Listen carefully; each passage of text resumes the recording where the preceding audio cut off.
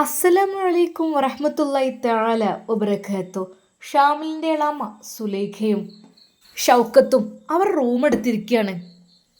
അതെ, നല്ല തണുപ്പില്ലേ? ആ, പിന്നെന്താ, തണുപ്പുള്ള സ്ഥലത്തേക്ക് നമ്മൾ വന്നത് എന്തിനാ? തണുപ്പ് ആസ്വദിക്കാൻ. എന്താ, ഇങ്ങോട്ട് വന്നിട്ടുണ്ടോ? ഇങ്ങോട്ട് എങ്ങനെ വരാൻ? ആരെന്നെ കൊണ്ടുപോരാൻ? കല്യാണം കഴിഞ്ഞ് എൻ്റെ ജീവിതത്തിൽ ഒരുപാട് സ്വപ്നങ്ങൾ ഉണ്ടായിരുന്നു. കല്യാണം കഴിയുമ്പോൾ അങ്ങനെ ആയിരിക്കും ഇങ്ങനെ ആയിരിക്കും. എന്താ ചെയ്യാം, ഒരു രണ്ടാം കെട്ടുകാരൻ്റെ ഭാര്യയാകേണ്ടി വന്നു എനിക്ക്. പിന്നെ അപ്പോൾ ആദ്യം തന്നെ നീ അതിന് സമ്മതിച്ചോ? ആദ്യം എന്നെ ഒന്ന് കെട്ടിച്ചിരുന്നോ? അതെനിക്ക് അവിടെ ഇഷ്ടപ്പെട്ടില്ല, ഞാൻ പോന്നു. പിന്നെ കുറച്ച് പണക്കാരാണെന്ന് പറഞ്ഞിട്ടാണ് ഇവരെ കൊണ്ട് കെട്ടിച്ചത്. അപ്പോൾ നീ എന്നോട് പറഞ്ഞത് ഗൾഫിലാണെന്നൊക്കെ. അത് പിന്നെ എന്താ, ഞാൻ അങ്ങനെ തന്നെ എല്ലാവരോടും പറയാറുള്ളൂ. എൻ്റെ ഭർത്താവ് ഒരു പ്രായമുള്ള ആളാണെന്നൊക്കെ എല്ലാവരോടും പറഞ്ഞാൽ അതൊരു എനിക്കൊരു മോശമാണ്. സത്യത്തിൽ എനിക്കത് ഇഷ്ടമല്ല. ആര് ചോദിക്കുമ്പോൾ എൻ്റെ ഭർത്താവ് ഗൾഫിൽ എന്ന് ഞാൻ പറയാറുള്ളൂ. ഹമ്പടി കേമി, നീ ആൾ കൊള്ളാലോ. അല്ല, കിളവനെങ്ങാനും വരുമോ നമ്മളെ തേടി പിടിച്ച്?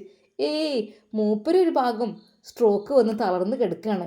ഇപ്പം പുന്നാര മോന് അതിനെ ചികിത്സിക്കാൻ വേണ്ടി കൊണ്ടുപോയിക്കാണ്. എന്തായാലും വേണ്ടില്ല, എൻ്റെ വീട്ടിലേക്ക് ഇനി വരാൻ ഞാൻ മതിയായിരുന്നു. അതെന്താ? അപ്പോൾ മോനുണ്ടാക്കിയ വീടല്ലേ? മോനുണ്ടാക്കിയ വീടാണെങ്കിലും ബാപ്പയുണ്ടാക്കിയ വീടാണെങ്കിലും അതിപ്പോൾ എൻ്റെ കൂടി വീടല്ലേ? അപ്പോൾ പിന്നെ ഞാനല്ലേ അവിടെ ഭരിക്കേണ്ട ആൾ. അപ്പോൾ ഒരാളെ ഇനി കയറ്റുന്നില്ല ഞാൻ. എനിക്കത് ഇഷ്ടമില്ല. പിന്നെ എൻ്റെ ഷൗക്കിന് മാത്രം കയറാം കേട്ടോ. ഹമ്പിളി കള്ളി, നീ ആൾ തിരക്കിടില്ലല്ലോ. എന്നാൽ ഈ സമയം അതാ ഷെബിനെ വിളിക്കുന്നു. ദേ പൊണ്ടാട്ടി വിളിക്കുന്നുണ്ട്. വീഡിയോ കോൾ അല്ല, ആദ്യം ഇവൾക്ക് ഈ സമയത്താണ് വിളിക്കാൻ പറ്റിയ നേരം. ഞാൻ ഇവളുമായി ഒന്ന് മൂടായി വരികയായിരുന്നു, അപ്പോഴാണ് വിളിക്കുന്നത്. ഹലോ ഇക്ക, ഷെബിന വിളിക്കുന്നു. എവിടെ എത്തി? അവിടെ എത്തിയോ? എന്താ എത്തിയിട്ടെന്ന് പറഞ്ഞില്ലല്ലോ. ആ ഷെബിന, ഇല്ല എത്തിയിട്ടില്ല, യാത്രയിലാണ്, വഴിയിലൊന്നും വിശ്രമിക്കാമെന്ന് വിചാരിച്ച്. ഓ ഇക്ക, ഭക്ഷണമൊക്കെ ശരിക്കും കഴിക്കണം കേട്ടോ. ആ പെണ്ണെ, അദ്ദേഹം പിന്നെ കഴിക്കാതിരിക്കോ? അതൊക്കെ കഴിക്കുന്നുണ്ട്. മക്കള് ഉപ്പച്ചി ചോദിച്ചു തുടങ്ങിയിട്ടുണ്ട്, ഉപ്പച്ചി എപ്പോഴും വരിക എന്ന് ചോദിച്ച്. ആഹാ, പോന്നിട്ടല്ലേ ഉള്ളൂ, അപ്പോഴേക്കും അങ്ങോട്ട് എത്താനായോ? ഏയ്, മക്കളോട് പറ 2 ദിവസം കഴിഞ്ഞാൽ ഉപ്പച്ചി എത്തുമെന്ന് പറട്ടാ. ഇക്ക, എനിക്ക് നിങ്ങളെ വല്ലാതെ മിസ് ചെയ്യുന്നു. അതെന്താടി? നിങ്ങളില്ലായിട്ട് എനിക്ക് ഉറക്കം കിട്ടുന്നില്ല. ആഹാ, തിരക്കേടില്ലല്ലോ. അപ്പം ഞാൻ ഗൾഫിലേക്ക് അങ്ങനെ പോയാലോ? നീ എന്ത് ചെയ്യാം? അതപ്പോഴല്ലേ. എന്നാലും അല്ലിക്ക, ഇക്കയുടെ ഫ്രണ്ട്സുകൾ ആരൊക്കെയുണ്ട് കൂടെ? ബെസ്റ്റ് ചോദ്യം. ഈ ഒരു ചോദ്യം തന്നെയാണ് നിനക്ക് ഇപ്പോൾ ചോദിക്കാൻ പറ്റിയത്. ഒരുപാടുണ്ട് പെണ്ണേ, ഞങ്ങളുടെ ബസ്സിന് ആളുകളല്ലേ. ഓ, എന്തായാലും ഭക്ഷണം ഉറക്കം അതൊന്നും കളയണ്ട കേട്ടോ. എൻജോയ്മെൻറ്റ് കുറച്ചൊക്കെ കുറച്ചോണ്ടി. പിന്നെ മൂന്നാമതൊരു കുട്ടിൻ്റെ ബാപ്പയാൻ പോവുക എന്നുള്ള കാര്യമൊന്നും മറക്കണ്ട കേട്ടോ. ബെസ്റ്റ്, അതൊക്കെ ഞാനങ്ങനെ മറക്കും. എന്നാൽ ശരിട്ടോ, ഞാൻ പിന്നെ വിളിക്കാം, ഒരു അത്യാവശ്യ കാര്യമുണ്ട്. എന്നാൽ അപ്പോഴേക്കും സുലൈഖ അതാ ഷൗക്കത്തിൻ്റെ തോളിലൂടെ കൈയിട്ട് അവന് ഓരോന്ന് ആ ഫോണിൽ നിന്ന് ഒഴിവാക്കാൻ വേണ്ടി ശ്രമിച്ചിരുന്നു. എന്തൊക്കെ എന്നാൽ അപ്പോഴേക്കും കട്ടായിപ്പോയി. എന്തൊക്കെ പെട്ടെന്ന് കട്ടാക്കിയത് എന്താവോ? ഇനിയിപ്പോൾ യാത്രയിലൊക്കെ ആവുമ്പോൾ സാരല്ല, പഠിച്ചവനെൻ്റെ ഇക്കയൊക്കെ ആക്കണേ അല്ല. അവൾ അപ്പോഴും തൻ്റെ പ്രിയപ്പെട്ട ഭർത്താവിന് വേണ്ടി മാത്രം ദുആ ചെയ്തു. മക്കളുടെ മുഖത്തേക്ക് നോക്കി. എൻ്റെ ഇക്കയെ കണ്ടില്ലെങ്കിലും മക്കളെ കാണാലോ, അതും വലിയ ആശ്വാസം. രണ്ടാമത്തെ കുട്ടികൾ ശരിക്കും അത് ഇക്കയെ അങ്ങ് എടുത്തു വെച്ച പോലെ തന്നെ മക്കളൊക്കെ. മാഷാ അല്ലാ, അല്ലാഹുവേ കുഴപ്പമൊന്നുമില്ലാതെ എത്തിക്കിട്ടണേ. അവൾ തൻ്റെ പ്രിയപ്പെട്ട ഭർത്താവിന് വേണ്ടി അപ്പോഴും ദുആ ചെയ്തു. അത്രയധികം സ്നേഹിക്കുന്ന ഭാര്യ, സ്നേഹനിധിയായ ഭാര്യ ഉണ്ടായിട്ട് പോലും ഷൗക്കത്ത് അങ്ങനെ ചെയ്യുന്നത്, അതൊരു പെണ്ണിനെ സഹിക്കാൻ കഴിയാത്തതാവൂലേ? എന്നാൽ ഈ സമയം അതാ സുലൈഖ. അല്ല, എന്തപ്പം ഇത്രമാത്രം കൊഞ്ചിക്കൊഴയാനേ? നിങ്ങൾ പുതിയ ആളുകളൊന്നല്ലല്ലോ, കല്യാണം കഴിഞ്ഞിട്ട് 2-3 മക്കളായില്ലേ? എന്നിട്ടും ഇത്രമാത്രം കൊഞ്ചിക്കൊഴിഞ്ഞെന്താ അവൾ ഇങ്ങനെ സംസാരിക്കുന്നത്? അതെ, എനിക്കൊരു കാര്യം പറയാനുണ്ട്. എനിക്ക് നിങ്ങളെൻ്റേത് കൂടിയാണ് കേട്ടോ, അത് നിങ്ങൾ മറക്കല്ലേ. അത് എനിക്ക് നിങ്ങളെ വേണം, അത് നിങ്ങൾ മറക്കാൻ പാടില്ല. ഹേയ് എൻ്റെ സുലു, അത് ഉറപ്പല്ലേ പെണ്ണെ, ഞാൻ നിൻ്റെത് കൂടിയാണ്. പിന്നെന്ത് നിങ്ങൾ അവളോട് ഇത്രമാത്രം കൊഞ്ചിക്കൊഴഞ്ഞൊക്കെ സംസാരിക്കുന്നത്? എൻ്റെ പെണ്ണ് സംശയിക്കാൻ പാടില്ലല്ലോ. നല്ല രീതിയിൽ സോപ്പിട്ട് നിൽക്കണം. അല്ലെങ്കിൽ ഞാനങ്ങ് ദേഷ്യം പിടിച്ചൊക്കെ നിന്നാൽ അവൾക്ക് സംശയം തോന്നൂലേ? അപ്പോൾ പിന്നെ ഫ്രണ്ട്സുകൾക്ക് വിളിക്കും, അപ്പോൾ അവരോട് ചോദിക്കും, നിങ്ങൾ ടൂറ് പോയിട്ടില്ലേ ചോദിക്കും. അങ്ങനെയൊക്കെ ആകുമ്പോൾ അതൊരു അതിനൊക്കെ പെണ്ണ് ഐഡിയപരമായി കളിക്കണ്ടേ? എന്താ നീ ഇങ്ങനെ ഒക്കെ പറയുന്നത്? എന്നാൽ എൻ്റെ ഷൗക്കേ, ഉഫ്, നിന്നെപ്പോലുള്ള ഒരാളുടെ കൂടെ ജീവിക്കുക എന്നുള്ളത് എൻ്റെ കുറേ കാലത്തെ ആഗ്രഹമായിരുന്നു. സത്യം പറഞ്ഞാൽ എൻ്റെ യൗവനമൊന്നും അവസാനിച്ചിട്ടൊന്നുമില്ലല്ലോ. എനിക്ക് കല്യാണം കഴിഞ്ഞ ഉടനെ തന്നെ കെട്ടിയത് ഇയാളെയാണ്. ആദ്യമൊന്നും വലിയ കുഴപ്പമില്ലായിരുന്നു. പിന്നീട് അങ്ങോട്ട് സത്യം പറഞ്ഞാൽ ആകെപ്പാടെ ഒരു വെറുപ്പ് തോന്നി. ഓരോ ചെറുപ്രായക്കാർ കാണുമ്പോൾ ഞാനിങ്ങനെ കൊതിച്ചു പോകും. ആടി പെണ്ണേ, നീ ആള് തിരക്കിടില്ലല്ലോ. പിന്നെന്താ വെച്ചാൽ മൂപ്പരടുത്ത് ക്യാഷ് ഉണ്ട്. അതായത് മോന് ഇഷ്ടം പോലെ, മോൻ്റെ പഴയ ഷെയ്ക്കുണ്ട് ഇപ്പല്ലേ, മോന് ഇഷ്ടം പോലെ അയക്കുവേ. അപ്പോൾ പിന്നെ ക്യാഷിൻ്റെ കാര്യത്തിൽ ഒരു ബുദ്ധിമുട്ടുമില്ല. നല്ല രീതിയിൽ ജീവിതവും കാര്യങ്ങളും, നല്ല വലിയ വീടും വാഹനം എല്ലാം ഉണ്ട്. പിന്നെ അതിനിടയ്ക്കല്ലേ മൂപ്പർക്ക് സ്ട്രോക്ക് വന്നത്. അതോടുകൂടി പറ്റ വെറുത്തു. ഇയാളെ കൊണ്ട് ഇനി ഒന്നിനും കഴിയില്ല എന്ന് വരെ തോന്നിപ്പോയി. സത്യം പറഞ്ഞാൽ പച്ചവെള്ളം വരെ കൊടുക്കാതെ നിന്നിട്ടുണ്ട് ഞാൻ. ശരിക്കും അവളുടെ വാക്കുകൾ കേട്ട് അവൻ ഒന്ന് ഞെട്ടി. നീ ഇത്രക്ക് ദുഷ്ടിയായിരുന്നു പെണ്ണെ. അങ്ങനെയല്ല, ഞാൻ അങ്ങനെ വിചാരിച്ചൊന്നാ പറഞ്ഞത്. ഞാൻ അങ്ങനെ ചെയ്യുമോ? അല്ല, ഞാൻ കരുതിയേ അങ്ങനെയൊക്കെ. അല്ല, നിനക്കിപ്പോൾ എന്നെ എങ്ങനെ ഇഷ്ടപ്പെട്ടു? ഇഷ്ടപ്പെടാതിരിക്കുമോ? സുന്ദരനായ നിങ്ങളെ കാണാൻ എന്ത് മൊഞ്ചാണ്. എന്നാ വാ, നമുക്ക് നാളെ യാത്ര കണ്ടിന്യൂ ചെയ്യല്ലേ? എന്തായാലും റൂമൊക്കെ എടുത്തില്ലേ, വാ നമുക്ക് ഫുഡ് കഴിക്കാം. എന്താ നിനക്ക് എന്തെങ്കിലും എന്നോട് പറയുന്നുണ്ടോ? എന്ത് പറയാൻ, എൻ്റെ കൂടെ കൂട്ടണം. എന്നും കൂടെ ഞാൻ ഉണ്ടാവും. പിന്നെ നിങ്ങളെ ആദ്യ ഭാര്യ ഷബിന, ഓളുടെ സ്ഥാനം തന്നെ എനിക്കും തരണം കേട്ടോ. ഓൾക്കും എനിക്കും ഒരേ സ്ഥാനം തന്നെ വേണം. അതായത് ഞാൻ നിങ്ങളുടെ ഭാര്യയാണ്. പിന്നെ ഷബിന എന്ന് വെച്ചാൽ ഓളിഞ്ഞ് ഗർഭിണിയാണ്. ഗർഭിണികൾക്ക് പഴയ പോലെ ഒന്നിനും കഴിയുമൊന്നുമില്ല, ആരോഗ്യമൊക്കെ കുറയും. അപ്പോഴേ ഞാനെപ്പോഴും ആക്റ്റീവായി ഇവിടെ ഉണ്ടാവുകയും ചെയ്യും. അപ്പോൾ കൂടുതൽ സ്നേഹം എനിക്ക് വേണം കേട്ടോ. എൻ്റെ പെണ്ണെ, നിനക്കല്ലാതെ പിന്നെ ആർക്കാണ് ഞാൻ സ്നേഹം കൊടുക്കുക? സത്യമായിട്ടും എനിക്കിതിനെ ഒത്തിരി ഇഷ്ടമാണ്. സ്നേഹത്തോടെ അവൻ അവളോട് പറയുന്നു. അവൾ ശരിക്കും അതിൽ വീണു പോകുന്നു. എന്നാൽ പാവം ഷബിന ഗർഭിണിയാണ്. ഇന്നെന്താ നാം വല്ലാത്തൊരു ക്ഷീണം പോലെ. അവൾ എഴുന്നേറ്റ് അവൾക്ക് ഛർദ്ദിക്കാൻ വരുന്ന പോലെ തോന്നി. എന്നാൽ മക്കളും, ഉമ്മച്ചി എന്ത് പറ്റി? മക്കളെ, എന്തൊക്കെയൊരു ക്ഷീണം വരികയാണെങ്കിൽ. ഒന്നുമില്ല, മക്കൾ ഉറങ്ങിക്കോളി. റബ്ബേ, എൻ്റെ ഇക്ക ഉണ്ടായിരുന്നെങ്കിൽ എത്ര സുഖമായിരുന്നു. എന്നെ ആശ്വസിപ്പിക്കുമായിരുന്നു, എന്നെ തഴുകി തലോടായിരുന്നു. ഇപ്പോൾ അതൊന്നും ഇല്ലല്ലോ റബ്ബേ. എന്നാലും പോകണ്ടില്ലായിരുന്നു ഈ ഒരു സമയത്ത്, അവൾ വിചാരിച്ചു. വീണ്ടും അവൾ തൻ്റെ പ്രിയപ്പെട്ട ഭർത്താവിനെ വിളിച്ചു. ഇവളത് വീണ്ടും വിളിക്കുന്നു. എന്നാൽ അവരുടെ ആ ഒരു സന്തോഷ നിമിഷങ്ങൾക്കിടയിൽ അവൾ ഒരു കട്ടുറുമ്പായി അവർക്ക് തോന്നി. അതങ്ങ് സൈലൻ്റ് ആക്കിയേക്ക്, അല്ലെങ്കിൽ ഒന്ന് സ്വിച്ച് ഓഫ് ചെയ്തേക്ക്. സ്വിച്ച് ഓഫ് ചെയ്താലേ എന്നാൽ പിന്നെ പറയേണ്ടി വരില്ല. സൈലൻ്റ് ആക്കിയിട്ടാലോ? പരിധിക്ക് പുറത്താക്കിയേക്ക്, എന്നാൽ പിന്നെ കുഴപ്പമില്ലല്ലോ.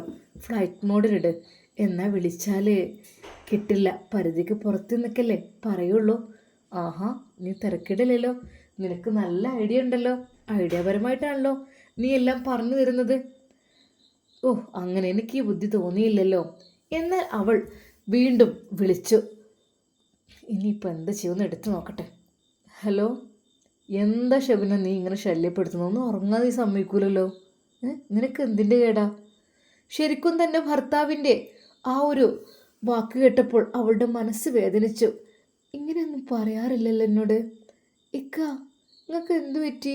എനിക്കൊന്നും പറ്റിയിട്ടില്ല, നിനക്കാണ് പറ്റിയത്. നീ എന്ത് ഉറങ്ങാൻ സമയത്ത് ശല്യപ്പെടുത്തണത്? എന്തിനു വേണ്ടിയിട്ട് ശല്യപ്പെടുത്തണത്? ഇക്ക, ഞാൻ ഒന്നും ഉണ്ടായിട്ടല്ല. ഞാൻ നിങ്ങളെ വിളിച്ചത്, എനിക്ക് എന്തൊക്കെയൊരു ബുദ്ധിമുട്ടും പൊറുതിയേടും തോന്നുന്നു. അപ്പോൾ ഞങ്ങളോട് കുറച്ച് സമയം സംസാരിച്ചാൽ കുറച്ച് ആശ്വാസം കിട്ടുമെന്ന് വിചാരിച്ചിട്ടാണ് ഞാൻ നിങ്ങളെ വിളിച്ചത്. അല്ലാതെ ഒന്നുമല്ല. എന്നെ വിളിക്കുമ്പോഴാണ് നിനക്ക് അസുഖം കുറയണത്. വല്ലാത്തൊരു ഇക്ക എന്താ അതെ അവളോട് ഷെബിനയോട് ഇതുവരെയായിട്ട് അവളുടെ ഇക്ക അങ്ങനെ പെരുമാറിയിരുന്നില്ല. അത് സ്വഭാവത്തിൽ മാറ്റം വരുന്നു. എന്നാൽ അപ്പുറത്ത് നിന്ന് അതാ സുലേഖ പറയുന്നു, ഓ ഒന്ന് വെക്കുന്നുണ്ട്, എന്താണിത്, കൂടെ കൂട്ടി വന്നിട്ട് ഭാര്യയോട് സംസാരിക്കാനാണെങ്കിൽ എന്നെ ഇങ്ങോട്ട് വരുത്തേണ്ടിയിരുന്നോ നിങ്ങൾക്ക് എന്ന് പറയുന്നു.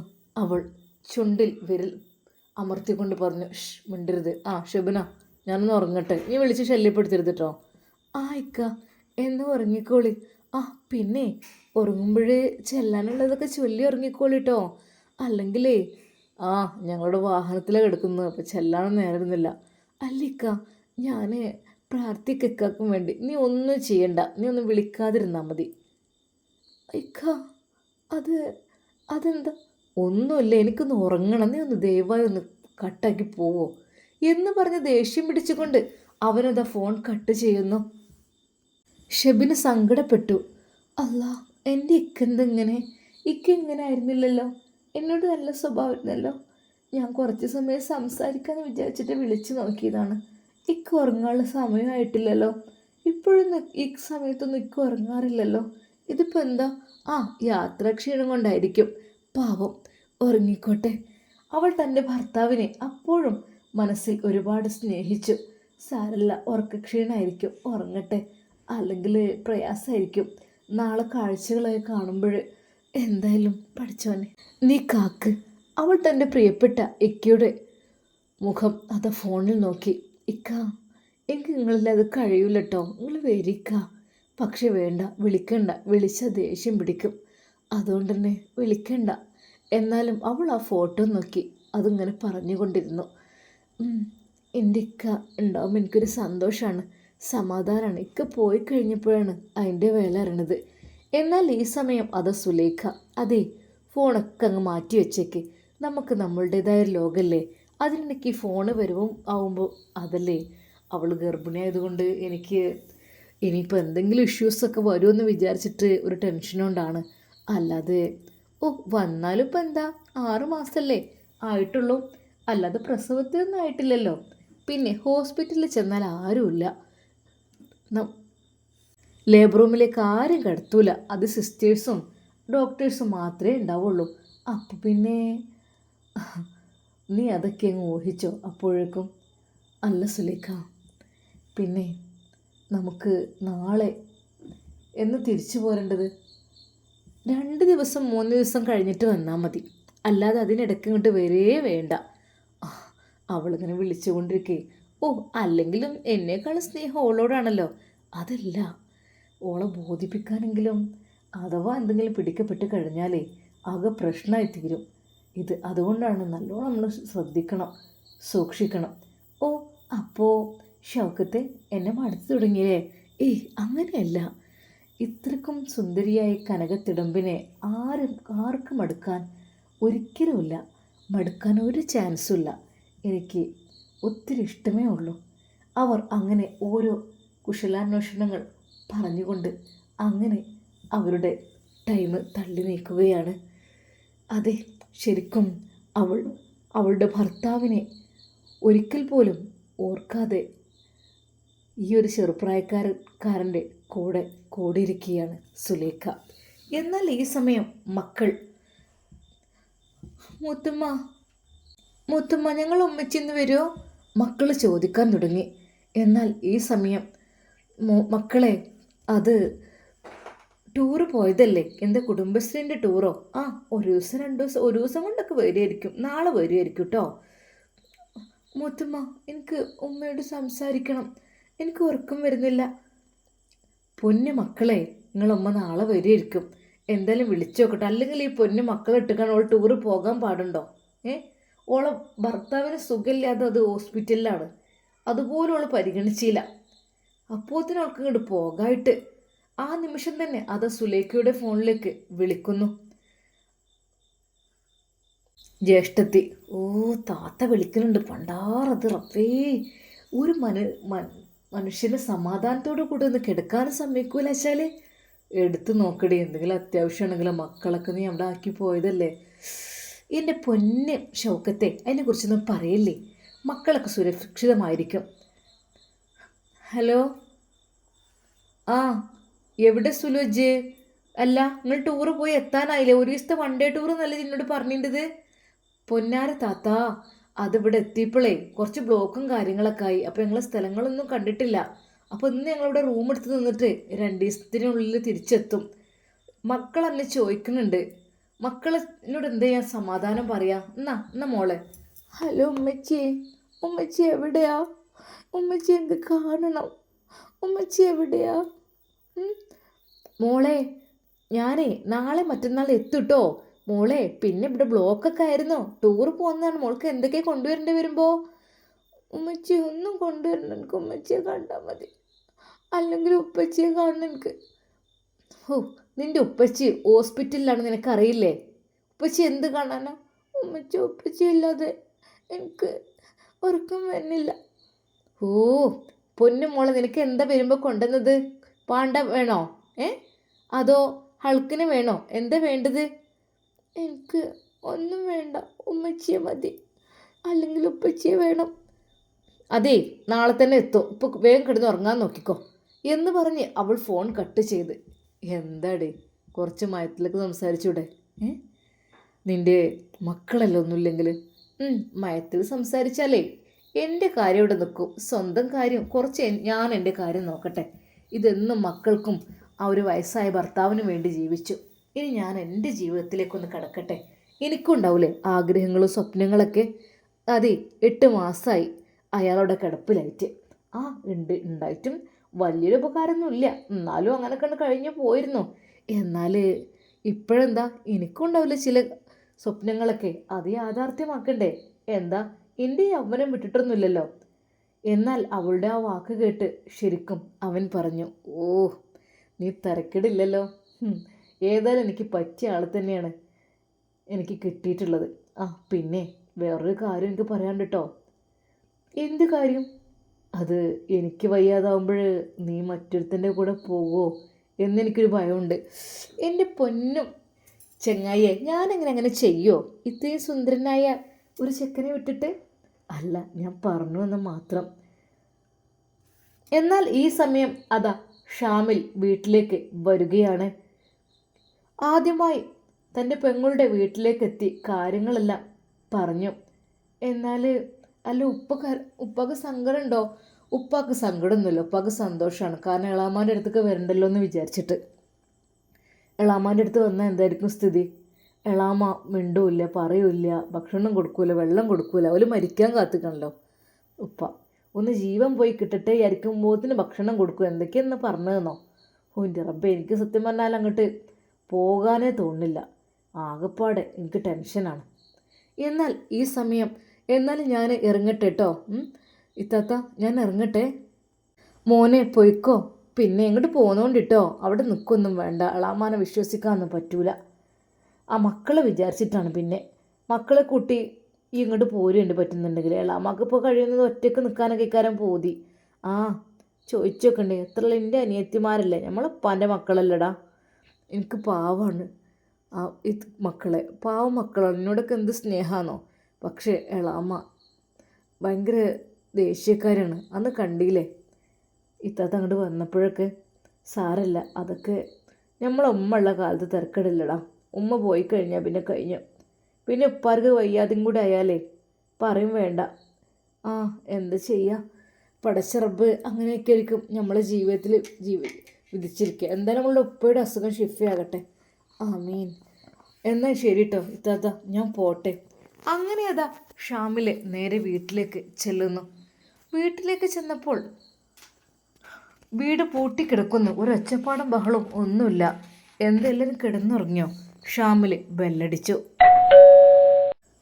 പടച്ചോനെ, ഉപ്പ ഏൽപ്പിച്ച ആ ഒരു ക്യാഷ് അവരുടെ ചിലവിന് വേണ്ടിയിട്ട് കൊടുക്കണമെന്ന് പറഞ്ഞ ക്യാഷ് അതൊക്കെ എടുത്ത് കൊടുക്കണം. വാതിൽ തുറക്കുന്നില്ല. പെട്ടെന്നാണ് അവൻ ശ്രദ്ധിച്ചത്. ഇത് പുറത്തേക്ക് പൂട്ടിപ്പോയിട്ടുണ്ടല്ലോ റബ്ബേ.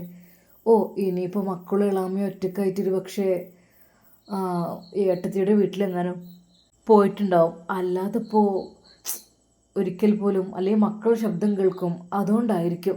ഷാമിൽ ഒരു നിമിഷം അവരുടെ ആ വീടിൻ്റെ ആ തിണ്ണയിൽ ഇരുന്നു പുറത്തേക്ക് നോക്കി. റബ്ബേ, എത്ര വലിയ വീട്, എത്ര വലിയ സുഖവും സൗകര്യങ്ങളും കാര്യങ്ങളും. പക്ഷെ എന്താ ചെയ്യാം, എൻ്റെ ഉപ്പാക്ക് ഇവിടെ ജീവിക്കാനും സമാധാനത്തിൽ, എൻ്റെ പെങ്ങൾക്കും മക്കൾക്കും ഇങ്ങോട്ട് വരാൻ അതിനൊന്നും സമ്മതിക്കണില്ല.